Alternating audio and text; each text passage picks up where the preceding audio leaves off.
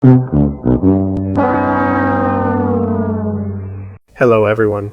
A while back, I was doing the dishes while listening to Philip DeFranco's show like the good, beautiful bastard that I am, when, at one point, I hear him say this.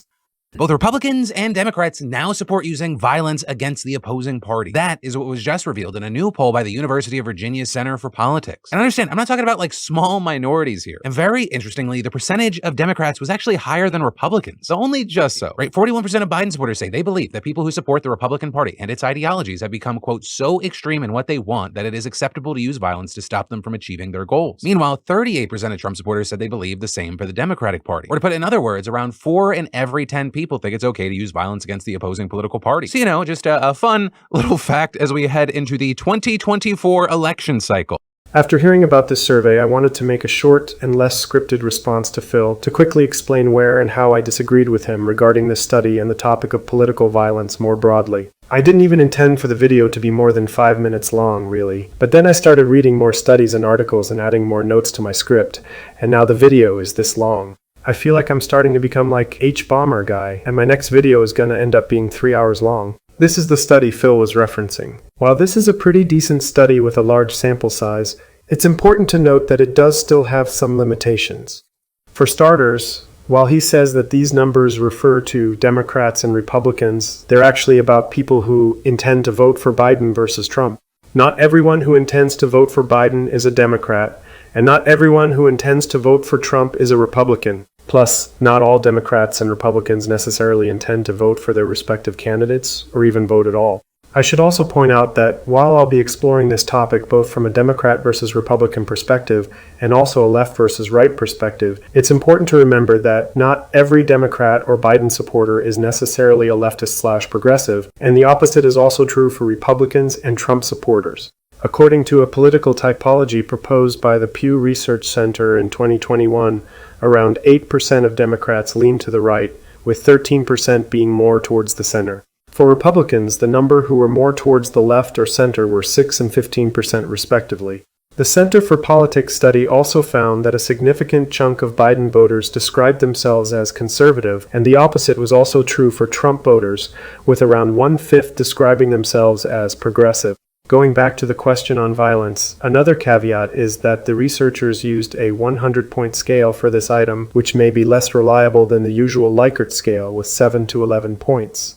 When answering this type of scale, participants also have a tendency to pick numbers that are multiples of 5 because it pleases our dumb monkey brains. The researchers also had to select some specific threshold to indicate agreement, and they went with the fairly reasonable but still somewhat arbitrary threshold of 61. Who knows if any people were not included in this threshold because they rounded down and picked 60 on the scale. It's not entirely clear how exactly all of these factors may affect the results, but they're likely at least part of why the numbers in this report differ substantially from other studies. For example, a 2022 study found that 1 in 5 Americans believe that violence is at least sometimes justified to advance a political objective that they consider important. Depending on the situation, more than 50% of participants said they think using violence is at least sometimes justified. 11.6% said they support using violence to reinstate Donald Trump as the president, and if we make the fairly reasonable assumption that only Trump voters would pick such an option, this means that nearly a quarter of them support the use of violence to reinstate Trump. A majority of respondents considered violence to be at least sometimes justified depending on the situation, with only 21.5% saying it was never justified under any circumstance. Still, only a minority said they were personally willing to do it, with 9.4% saying they would be willing to damage property, and fewer stating that they would threaten, injure, or kill a person. Another survey from December 2021 found that 40% of Republicans and independents believe that violence against the government can be justified, compared to 23% of Democrats for a total of 34% of U.S. adults. A more recent study found that 33% of Republicans, 22% of independents, and 13% of Democrats agreed with the idea that true American patriots may have to resort to violence in order to save our country. Among Trump supporters, specifically, the percentage was even higher, with 46% of participants who believe that the 2020 election was stolen agreeing with this statement. Of course, this appeal to American patriots may have biased the response, as Republicans are usually the ones who are more passionate and vocal about their supposed patriotism. Although most estimates suggest that Republicans are more likely to support political violence, this is not to say that no other surveys have found greater support for violence among Democrats. A 2022 poll by Ipsos found that 22% of Democrats agree that it's acceptable to use political violence against those with whom they disagree, while this number was 14% for Republicans. Although Ipsos didn't provide a neutral option for this question, which can affect the results for reasons I'll explain in a moment. These studies all found variable, but still somewhat lower rates of support for violence compared to the report by the Center for Politics, which shows that the method used to investigate this topic can have a significant effect on the results and the apparent association between violence and partisanship. To explore some of the issues with measuring support for political violence, I'd like to focus on a study from 2020, one which argues that support for violence is actually far less prevalent than what previous research would suggest. According to the results of 4 experiments that these researchers conducted, only around 2.9% of respondents support political violence, which is substantially lower than the median of previous estimates of 18.5%. And under what they call generous assumptions, they report that at most 6.9% of respondents support political violence. They criticize previous research on 2 grounds. 1. The wording of previous surveys is too vague and doesn't offer context, leaving the participant to infer what violence means and how much support the response categories convey. And 2. Disengaged respondents, that is, those who aren't paying attention, may select an arbitrary or random answer if no neutral option is available.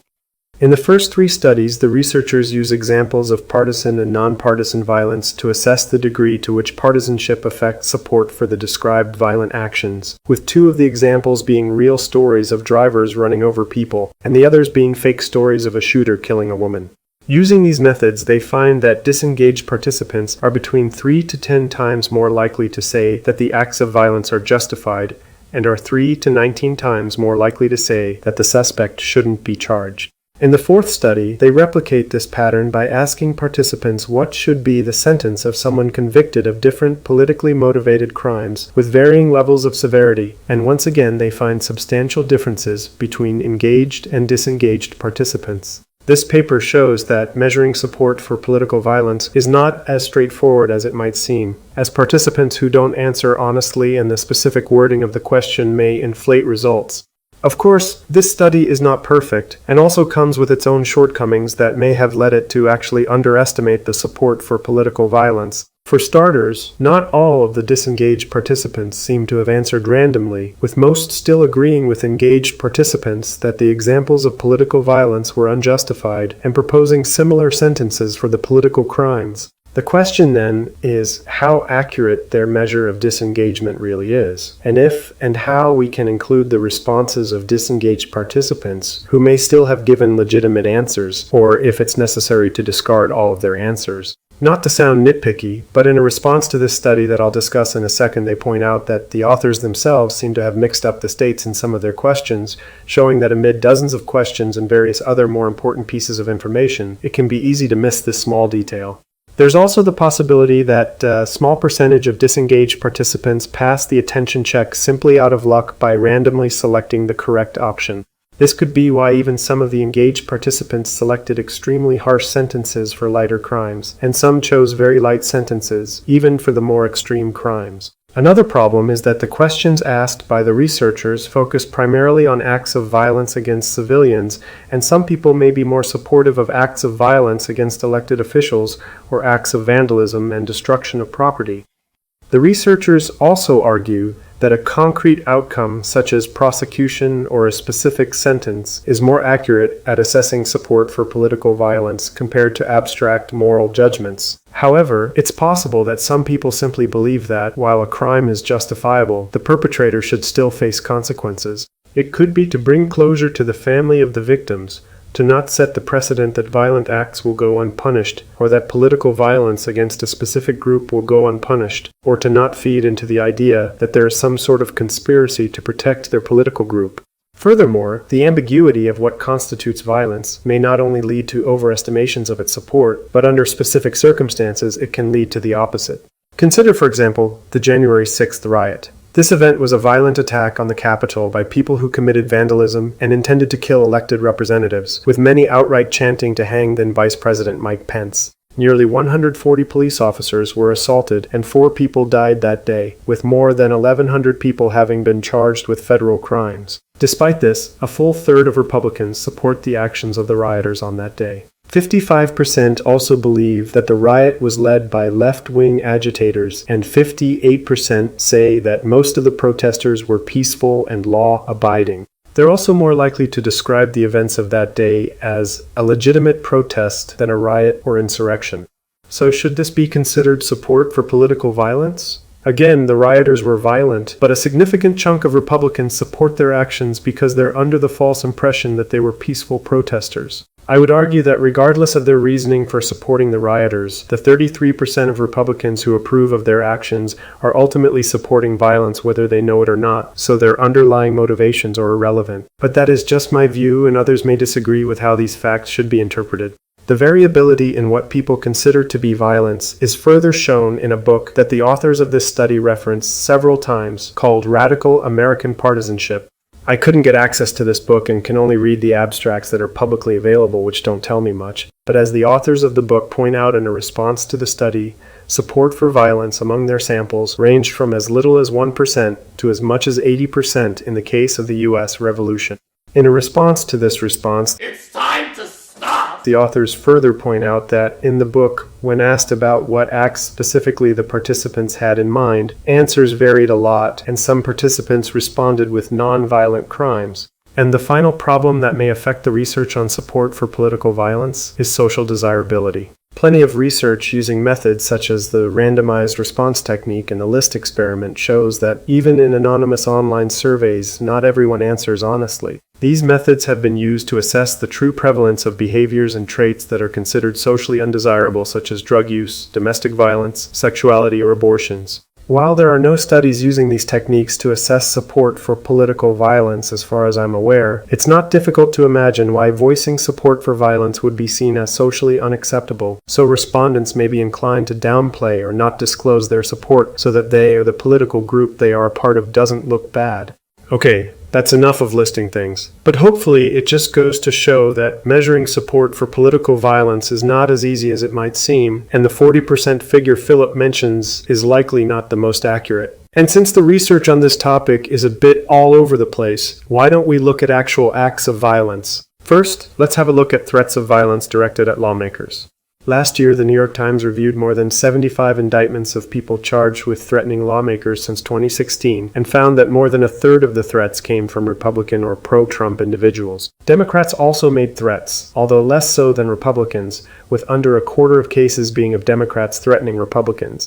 Although they don't give exact numbers since this is a horrible article, if we assume that by more than a third they mean 34%, and that by nearly a quarter they mean 24%, this means that Republicans are 10% more likely than Democrats to send threats to politicians.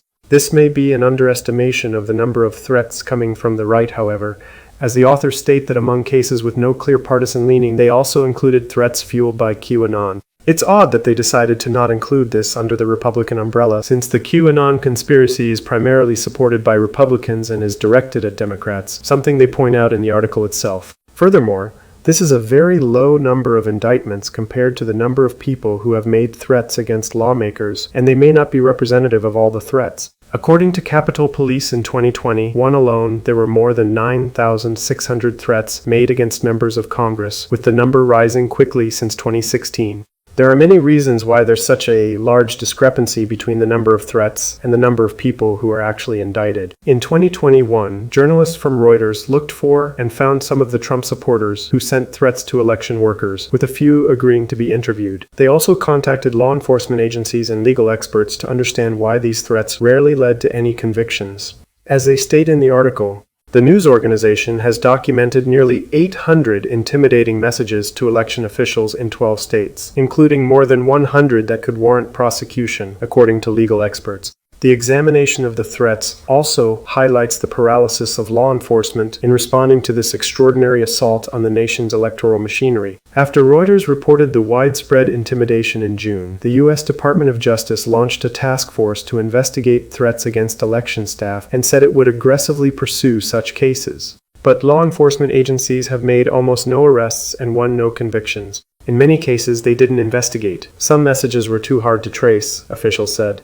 Other instances were complicated by America's patchwork of state laws governing criminal threats, which provide varying levels of protection for free speech and make local officials in some states reluctant to prosecute such cases. Adding to the confusion, legal scholars say the U.S. Supreme Court hasn't formulated a clear definition of a criminal threat. Later in the article, when talking about a Trump supporter from Vermont, they add, with a clear dose of sarcasm, late last year, between November 22nd and December 1st, he left 3 messages with the Secretary of State's office from a number that state police deemed essentially untraceable, according to an internal police email obtained through a public records request. The man identified himself as a Vermont resident in one voicemail. Reporters connected with him in September on the phone number police called untraceable. So while some of these cases land in legal gray areas, which lead to law enforcement agencies not seeking charges, it's clear that incompetence on the part of these agencies also plays a role in their unwillingness to prosecute people who send threats to lawmakers and election workers. When it comes to actual acts of violence, while the research also comes with varying methodologies and definitions that lead to different results, it still consistently finds that political violence primarily comes from the right, not the left. A 2021 study looked at data from the extremist crime database to compare ideologically motivated homicides from the left and the right, finding that the far right accounted for 84.4% of incidents and 87% of total fatalities.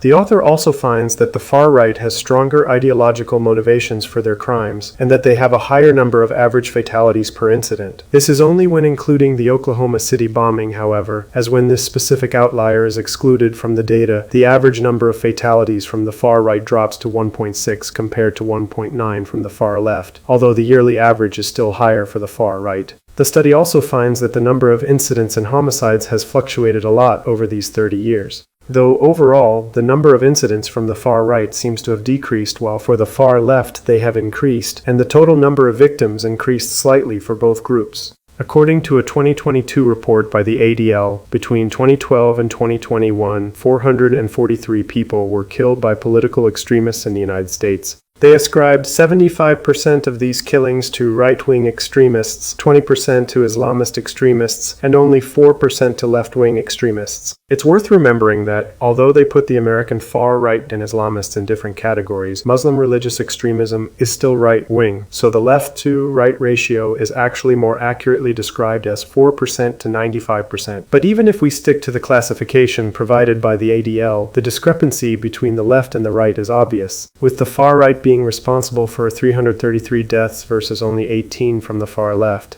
These numbers are substantially different from the previous study, which ascribes a higher average number of deaths to the left, though it still found that the right was responsible for hundreds more deaths. This is likely because they use different definitions for these categories, with the ADL being somewhat more vague with its definitions, and the previous study listing several categories which the author classified as left-wing extremism, including environmentalist and animal rights extremists, which previous studies classified separately from the far left. Despite these differences, both studies still found that the far right is responsible for the vast majority of politically motivated homicides. Another paper from 2022 looked at 2 datasets containing information about individuals and organizations involved in terrorist acts, one focusing in the United States and the other containing data from all countries. In the first study, the authors used a database called Profiles of Individual Radicalization in the United States, or PIRUS, which catalogs individuals radicalized primarily within the United States who were arrested or killed because of their ideological activities or who are associated with extremist groups. While this means that the dataset doesn't include crimes where a perpetrator was never identified, it gives researchers the opportunity to control for a variety of individual-level factors to study which such factors are associated with a higher likelihood of radicalization and violent extremism. The researchers analyzed the data of almost 1,600 individuals in the U.S. associated with either left-wing, right-wing, or Islamist ideology to assess whether any of these groups were more likely to commit violent crimes as opposed to non-violent crimes. On the whole, 17.6% of individuals were classified as Islamists, 23.4% as left-wing, and 59% as right-wing. In multivariate analysis, they found no significant difference between those classified as right-wing or Islamist, while those from the left were less likely to commit violent crimes both before and after controlling for several other variables. In the second study, they used the Global Terrorism Database, which includes hundreds of extremist groups and tens of thousands of terrorist attacks. On the whole, 49% of incidents were ascribed to Islamist groups, 45% to leftist groups, and 6% to right-wing groups. Overall, their results showed that only 23% of left-wing attacks led to fatalities compared to 35% of right-wing attacks and 55% of Islamist attacks. In multivariate analyses, this relationship stayed the same, with Islamist attacks being the most likely to end in fatalities, followed by right-wing attacks, and finally left-wing attacks. Moving on, we have a Washington Post analysis of data from the Center for Strategic and International Studies. According to their dataset, between 2015 and January 2021, right-wing extremists were involved in 267 terrorist plots or attacks in the U.S., leading to 91 fatalities. Meanwhile, far-left extremists were involved in 66 incidents, leading to 19 deaths.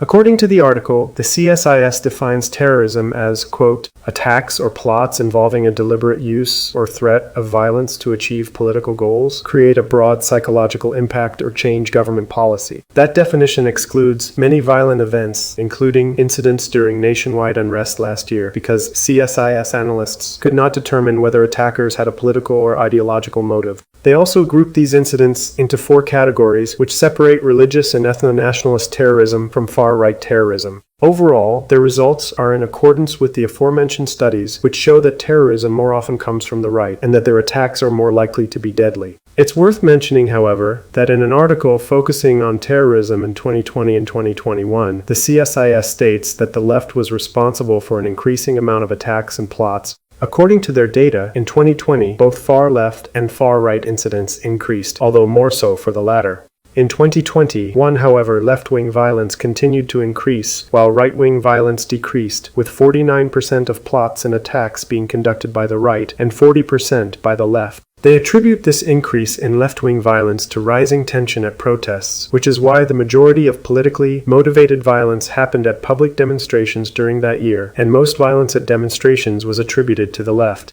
It's worth keeping in mind, however, that these numbers focus specifically on incidents, not the number of perpetrators or people killed. We can see an example of how this can be misleading on Figure 3 of the article, in which they show the number of incidents alongside the number of deaths. In 1995, there was the Oklahoma City bombing, in which 168 victims died. And in 2001, there were the 9/11 attacks, in which almost 3,000 people died. Despite these attacks being major outliers that make them the most deadly events in the CSIS database, the number of incidents in those years doesn't reflect that, with there being around 50 incidents in 1995 and 40 in 2001, which isn't high compared to other years. Hell, between 2014 and 2021, nearly all years had more incidents than that, yet there were far fewer deaths. An example of how this likely leads to an overstatement of left-wing political violence is the January 6th riot. The attack on the Capitol involved thousands of Trump supporters and nearly 140 police officers were assaulted, and while this incident is included in the CSIS dataset, it's still only one event.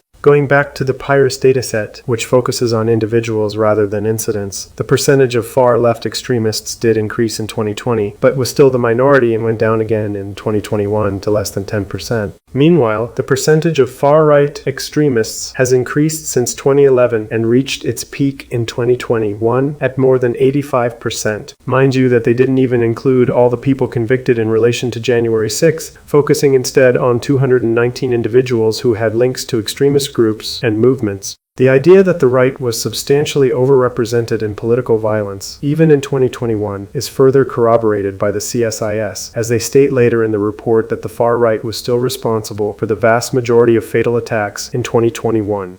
All of these studies, reports, and datasets have their shortcomings, with some focusing on deaths, while others looked at the number of individuals involved or included planned attacks that were thwarted by authorities. They also classified left and right in different ways and looked at different sources for data on this topic. None of these studies is perfect, and there will likely never be a perfect source on the topic of political violence. Much like studying support for violence, studying violent acts is also complicated.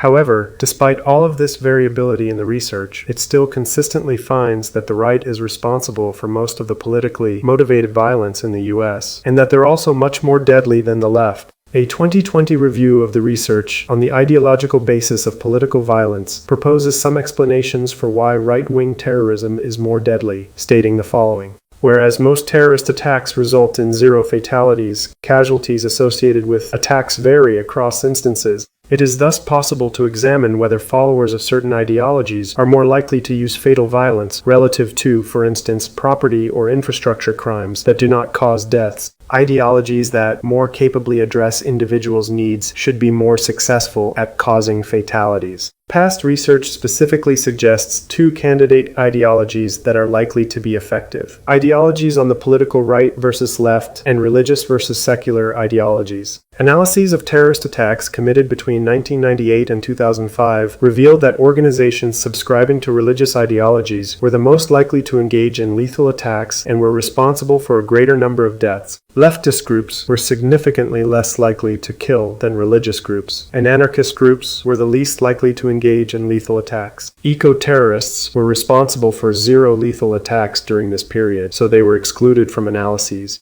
Religious ideology has also been found to increase the lethality of suicide attacks, whereas attacks perpetrated in U.S. regions known for propagating a culture of honor were more deadly than attacks perpetrated in other regions. Why might this be the case? Conservatives are more likely to see the world in absolutist, dogmatic, and closure-affording ways than are liberals. Conservatives are also more likely than liberals to moralize values that effectively promote violence. Conservatives value loyalty, authority, and sanctity. This is important, as research has further found that the sacralization of loyalty was positively related, whereas the sacralization of other values was either unrelated or negatively related to the justification of violence. This suggests that conservative ideologies should have an easier time moralizing political violence than liberal ideologies. Religious ideologies are similarly suited to addressing the previously outlined needs. Religious ideologies can provide greater certainty than secular ideologies because they rest on the authority of God.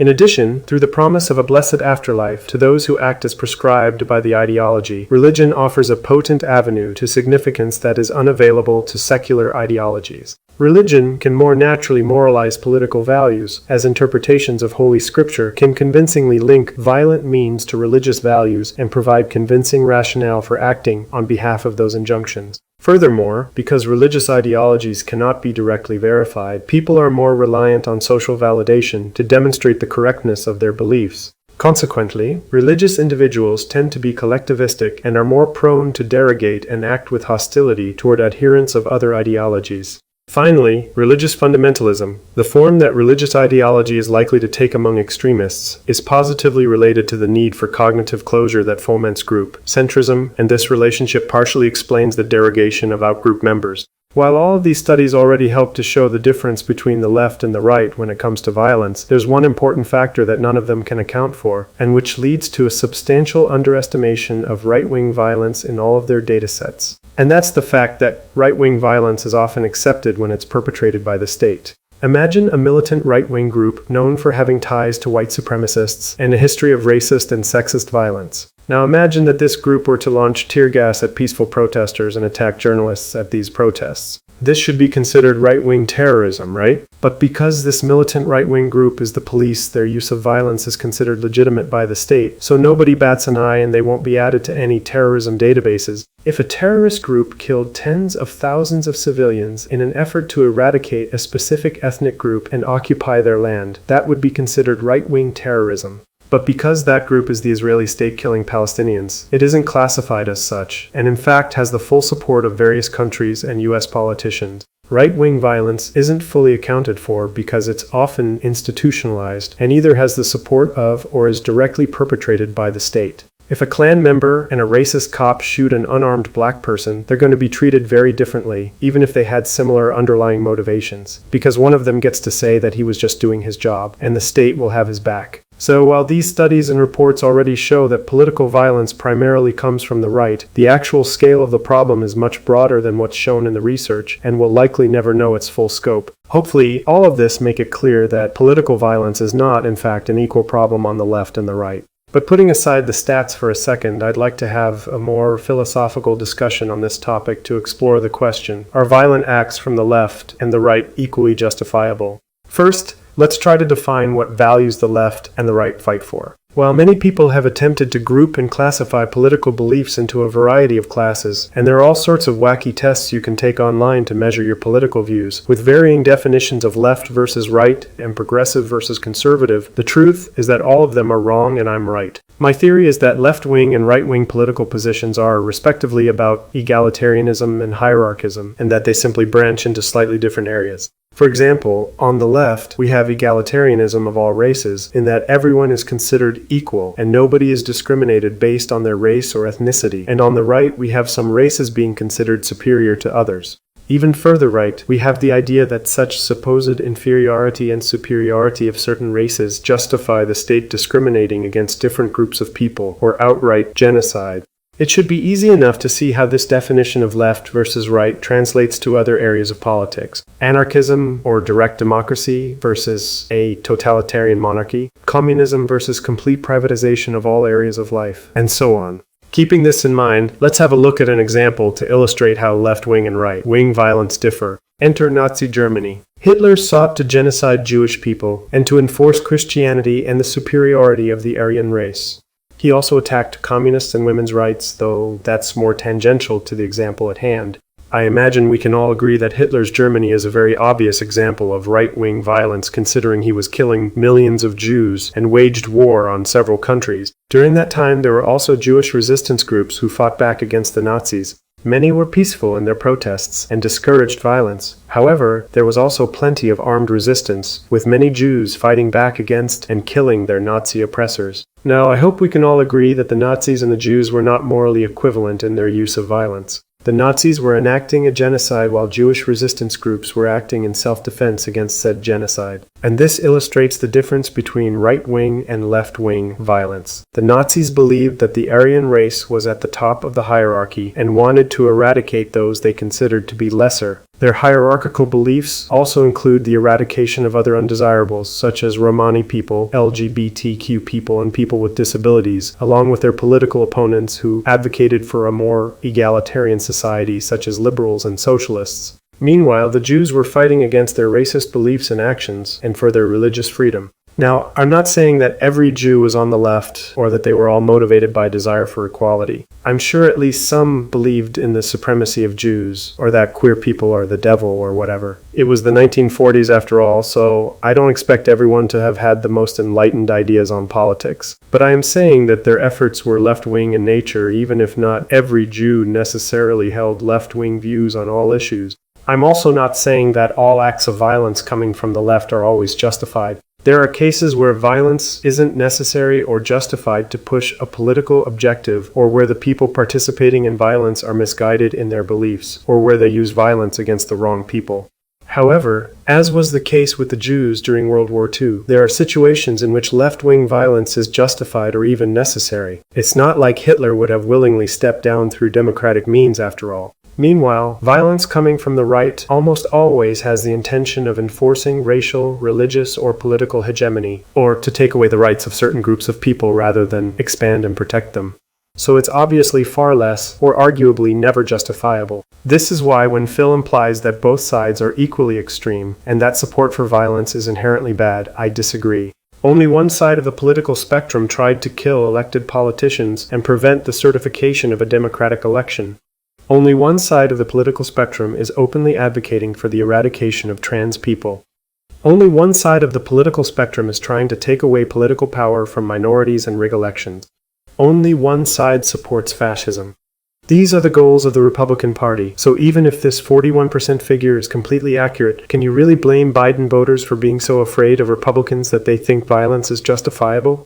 For now, I think Democrats are getting small but important victories that show voting can still work. But if a Republican is elected president, there may soon come a point when voting is no longer effective. So what other option will there be, if not to tear down the whole system? Thank you for watching. My next video will be on the debate between Vaush and Yaron Brook. And after that, I'll post a video on an AI project of mine. So consider subscribing if either of those sound interesting.